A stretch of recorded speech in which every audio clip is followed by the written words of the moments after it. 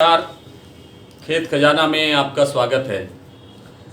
सरसों और सोयाबीन पिछले 2, 3, 4 दिन से आप बड़ी रफ्तार के साथ देख रहे हैं, बहुत तेज़ी से आगे बढ़ रही है।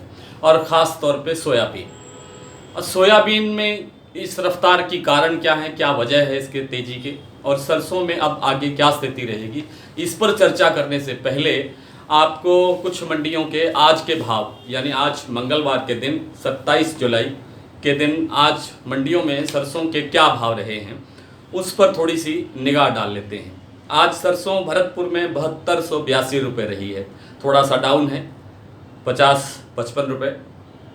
जयपुर में इसके भाव रहे हैं 7850, अलवर में 7400 रुपये, दिल्ली में 7450, हिसार में 7000 रुपये, दादरी में 7450, खैरथल में 7475 और सिरसा में इसके भाव रहे हैं 6990, बट्टू में पूरे 7000, बूंदी में 6700, आगरा में 8250, हापुड़ में 7550, टोंक में 7580, हिंडौन में 7339 और आपके सिवानी मंडी हरियाणा के अंदर इसके भाव रहे हैं 6700 रुपये। कल यहाँ पर 6750 रुपये का भाव था। इसी तरह से सरसों का जो तेल है उसके अंदर भी कुछ तेज़ी देखने को मिली है और इसके भाव सरसों के तेल में तो 10 से 5 रुपये की गिरावट है, तेज़ी नहीं है। तेज़ी है तो खल में है। सरसों की खल जयपुर में आज बिकी है 3075 रुपये, दादरी में 3000 रुपये, अलवर में 3000 रुपये, भरतपुर में 2850 रुपये और बूंदी में 2950 रुपये, टोंक में भी 2950 रुपये। तो ये तो था भाव का सिलसिला। और भाव के बाद अब बात करते हैं सरसों में जो कल तेज़ी बनी थी, आज उसमें 50 रुपये 40 रुपये गिरावट कैसे आई।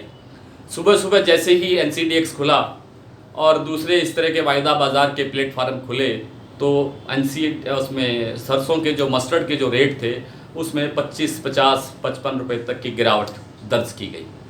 उससे क्या हुआ, जैसे ही ये NCDX वगैरह खुलते हैं, वायदा बाज़ार खुलता है, तो इसका जो व्यावहारिक जो मंडियां हैं उन पर भी सीधा असर आता है। और उसी कारण से आज मंडियों में सुबह थोड़ी सी 50 रुपये की 40 रुपये की मंदी देखने को मिली, लेकिन जैसे जैसे दिन बढ़ता गया और दोपहर बाद में सरसों के भाव में फिर थोड़ा थोड़ा सुधार होते देखा गया, क्योंकि दोपहर में ही NCDX वगैरह में भी सरसों में सुधार होना शुरू हो गया था। तो ऐसा लग रहा है कि अब ये सारा बाज़ार कुछ एक लोगों के हाथ में है जो इस डब्बे को संचालित करते हैं। जो डब्बा चलाते हैं वही इस बाज़ार को कंट्रोल कर रहे हैं। और आने वाले दिनों में स्थिति क्या रह सकती है, इस पर नज़र डालने से पहले सोयाबीन की रफ्तार देखिए आप। सोयाबीन की जो रफ्तार बन रही है, कुछ स्थानों पर ये 9000 से ऊपर बिक रहा है। 9200 रुपये तक एक उत्तर प्रदेश की कल मंडी में भाव था। और महाराष्ट्र के अंदर एक निजी व्यापारी ने एक निजी किसान से 11,000 रुपये से ऊपर के भाव पर सोयाबीन परचेज़ किया है। इस तरह की रिपोर्टें आ रही है कि सोयाबीन में अभी और तेज़ी रह सकती है, क्योंकि NCDX में और दूसरे जो वायदा बाज़ार के जो प्लेटफार्म हैं उन पर लगातार इसके अंदर 450 रुपये से अधिक की तेज़ी बनी हुई है। तो अब इसके पीछे कारण क्या है? इसमें क्या है कि अमेरिका का जो एग्रीकल्चर डिपार्टमेंट है, अमेरिका जो एक तय करता है, बाज़ार की दिशा तय करता है, उसने बताया है कि अमेरिका के अंदर सोयाबीन की जो फसल है वो 42% तक जो क्रॉप है वो कमज़ोर है, यानी 58% क्रॉप ही अच्छी स्थिति में है। एक हफ्ते पहले ये रिपोर्ट 60% की थी, यानी 60% फसल ठीक बताई जा रही थी। अब उसमें 2% की और गिरावट आ गई है। इसका जो मैसेज है, इस गिरावट का जो मैसेज है, जैसे ही पूरे बाज़ार में फैलता है, जहाँ जहाँ सोयाबीन का फसल होती है, खेतीबाड़ी होती है, कारोबार होता है, वहाँ वहाँ ये खबर फैलती है और बाज़ार पर असर आता है। इंडिया के अंदर, भारत के अंदर पहले से ही सोयाबीन की जो फसल है वो कमज़ोर बताई जा रही है। बिजाई में भी कमज़ोरी है, मध्य प्रदेश में बिजाई में कमज़ोरी थी, और उधर महाराष्ट्र के अंदर अगर बिजाई पूरी हो गई, लक्ष्य पूरा हो गया, तो इस बाढ़ ने, जो मानसून के अंदर जो बरसात आई है तेज़ गति की, कई जिलों में तो बाढ़ आई हुई है महाराष्ट्र में, उस बाढ़ ने उन फसलों को ख़राब कर दिया है। मध्य प्रदेश में जो फसलें, कई स्थितियां ऐसी हैं, कई जगह ऐसी है, कई ज़िले ऐसे हैं जहां पर दोबारा बिजाई की नौबत आ रही है। शायद वो किसान दोबारा बिजाई की तरफ नहीं जाएंगे और दूसरी फसल की तरफ डाइवर्ट होंगे। इस तरह से सोयाबीन की फसल पर नेगेटिव असर पड़ेगा और उस नेगेटिव असर का बाज़ार के भाव पर सीधा पॉजिटिव असर पड़ता है। अब देखिए, जैसे जैसे ये तिलहन की प्रमुख फसलों में शामिल है सोयाबीन, जैसे जैसे सोयाबीन की रफ्तार बढ़ेगी उसी रफ्तार से पीछे पीछे सरसों चलेगी।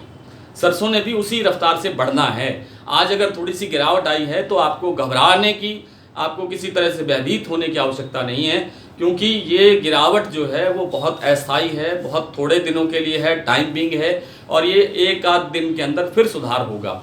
और कुछ लोगों का दावा है, आज मैंने कुछ साथियों से बात की, कोटा के अंदर एक बड़े व्यापारी से बात की, एक ग्वालियर के अंदर एक बड़े व्यापारी से बात की, एक जयपुर के अंदर एक व्यापारी से बात की, उन सब का ये कहना है कि आने वाले दिनों के अंदर सरसों में कहीं भी मंदा नहीं है, न तो मंदा सरसों में है और न ही सोयाबीन में है।